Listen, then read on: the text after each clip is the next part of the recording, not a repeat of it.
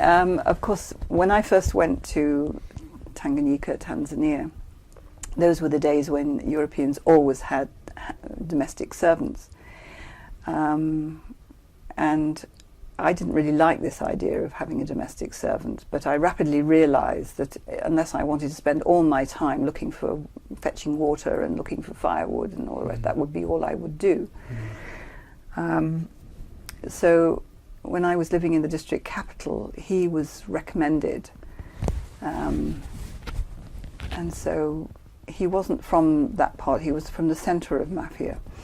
But he'd worked for some Indians because there was, there were quite a number of Indians in East Africa at that time. Later, many of them left. The Ugandans were kicked out by Idi Amin, and then a lot of them left Kenya, Tanzania. They left, and some of them have started to come back. Anyway, he'd worked for some Indians who owned a coconut plantation on Mafia, and we hit it off. And he was, I must say, he was just amazing. He was more like my minder than anything else. He would tell me when I was being idiotic. He was a very good cook.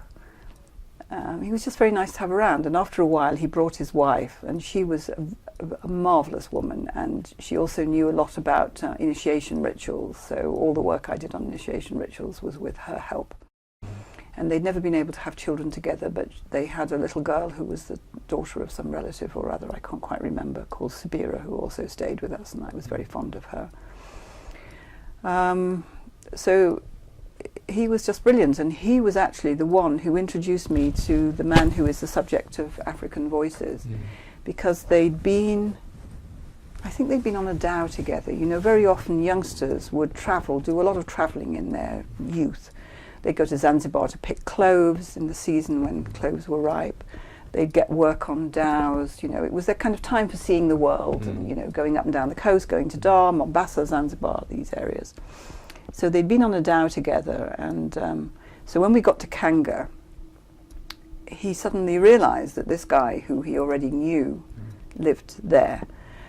And that's how I got to know him.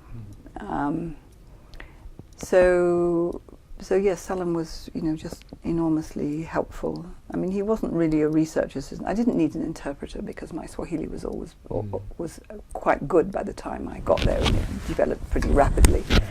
But I needed somebody to kind of manage practicalities, and he did sometimes. He'd go and find out things for me, but not very often. It was mainly the more domestic sort of stuff. And to my absolute horror, he died. He was quite a young man. He died a few years after I left the field. And I was really devastated and